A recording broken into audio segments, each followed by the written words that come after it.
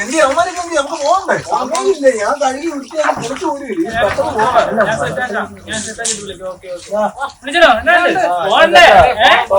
എന്റെ കുറച്ച് ഫ്രണ്ട്സ് വരുന്നുണ്ട്, അവർക്ക് സ്റ്റേ അതിന്റെ പാട് നമ്മുടെ വീട് മേളത്തെ അവർക്ക് കുറച്ച് ഡിമാൻഡ്സ് ഒക്കെ ഉണ്ട്.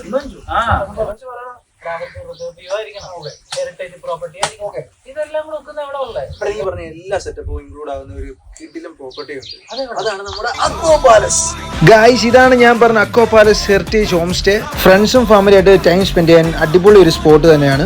വളരെ നല്ലൊരു ആംബിയൻസും അതുപോലെ തന്നെ പീസ്ഫുൾ ആയിട്ടുള്ള ഒരു അടിപൊളി വൈബാണ് നമുക്ക് അവിടെ കിട്ടുന്നത്. മൊത്തത്തിൽ അവിടെ ഒരു ട്രഡീഷണൽ ലുക്കാണ്. അതുപോലെ തന്നെ പുറത്തൊക്കെ അടിപൊളി വൈബാണ്. അതുപോലെ തന്നെ അവിടുത്തെ ഓരോ റൂമുകളും പറയുകയാണെങ്കിൽ നല്ല ആന്റിക് ലുക്ക് വരുന്ന ഒരു രീതിയിലാണ് അവിടെ സെറ്റ് ചെയ്തേക്കുന്നത്. അറ്റാച്ച്ഡ് ബാത്റൂമോട് കൂടി മേളിലത്തൊക്കെ ഒരു വൈബ് എന്ന് പറഞ്ഞാൽ നമുക്ക് ശരിക്കും ആസ്വദിക്കാൻ പറ്റുന്ന ഒരു സ്പോട്ടാണ്. നല്ലൊരു സീനറി ഒക്കെ നമുക്ക് കണ്ടിരിക്കാൻ പറ്റും. ഇത് ഫുള്ള് സെറ്റ് ചെയ്തിരിക്കുന്ന തേക്ക് വീട്ടിയും കൊണ്ടാണ്.